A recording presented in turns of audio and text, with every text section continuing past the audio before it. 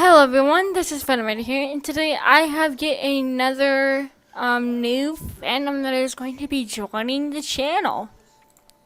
I am really excited to showcase my brand new Archive of Our Own account. Actually, it's not brand new at all. I had it since last year. I just never posted anything on YouTube about it because there was only one work at the time that was on my Archive of Our Own account. And it was far too inappropriate to showcase on YouTube. So we're not gonna post that. But I have built up a rather good amount of works on here that can be shown. So we're gonna go ahead and start off with a new video or new fandom in the channel called Criminal Minds. If you don't know what Criminal Minds is, you probably would want to go binge watch it because it's a really good weekend activity. So go ahead and do that. It's been good for you, especially during quarantine.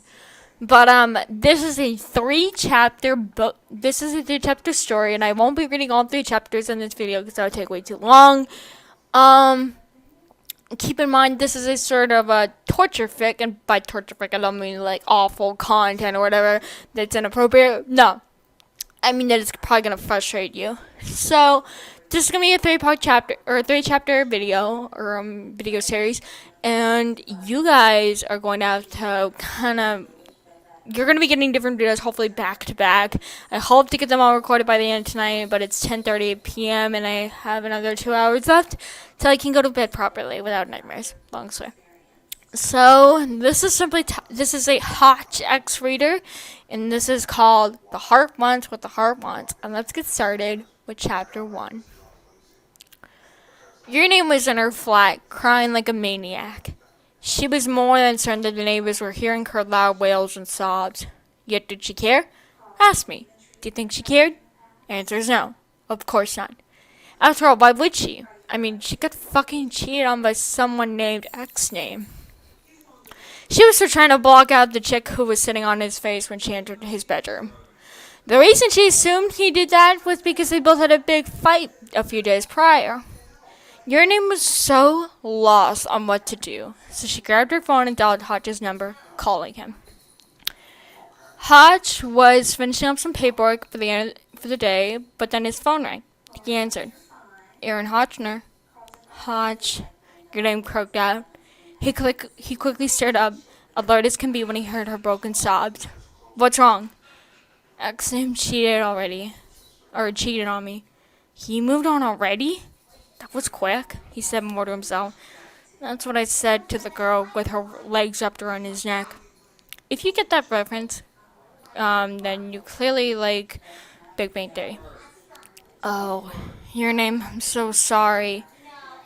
Can you come over? I really need someone. You're the only one I can think of. Please. She sounded so sad. So broken. Hotch did not need to be asked again. Say no more. I'm on my way. Thank you. Stay safe. You too. I'll be over in 10 minutes. He quickly hung up and scurried off to the parking lot. When he got up to his flat, he knocked on the door. Sorry. Your name opened the door not even seconds later, letting him in with a cracked mutter. He entered and saw the mess that the apartment was in. I'm sorry about the mess. I kind of went on a rampage and destroyed everything I had from him. Don't worry about it. It's fine. He sat down on the couch and she followed suit. They sat there, over the most awkward silence possible. She took that moment of silence to once again go over the scene of X-Name eating the girl's brains out, but that proved to be a mistake. She felt more tears come, another lump appear in her throat, and more choked sobs slip out. Your name leaned her head on Hodge's shoulder as she cried. It wasn't as loud as before as she didn't want to freak him out. Hodge froze for a moment. He wasn't known to be an emotional or understanding guy. He was very scared as to how to handle the situation. Hodge hesitated, but he put a slightly shaky hand on your name's shoulder, pulling him close and squeezing her. She didn't object. She just kept crying.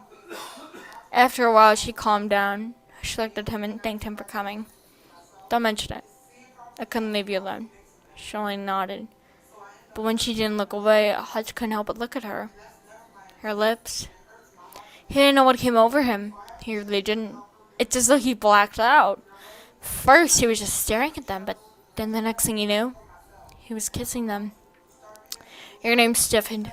When a few moments passed and she didn't kiss back, Hotch feared the worst. He slowly pulled away. I'm sorry. That was out of line. No, she cut him off. It's fine. It's just that I don't know if I can handle a new relationship so soon. I think I should think it over.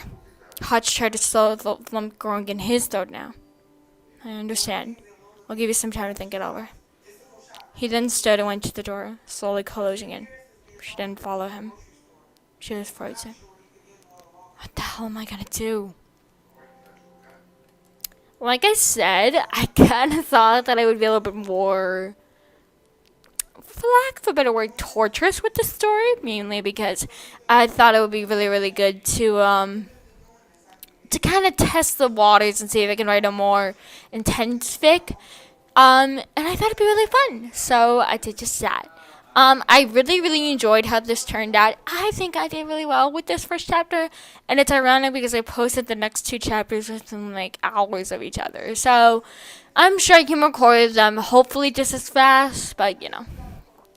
Anyway, guys, thank you so very much for watching this first chapter of this story. There will also be a one shot for Spencer coming up maybe tomorrow or so. Hopefully I find the time. So yeah. Thank you all so very much for watching. And as always, this is Fan Writer, and I'll be seeing you all very soon.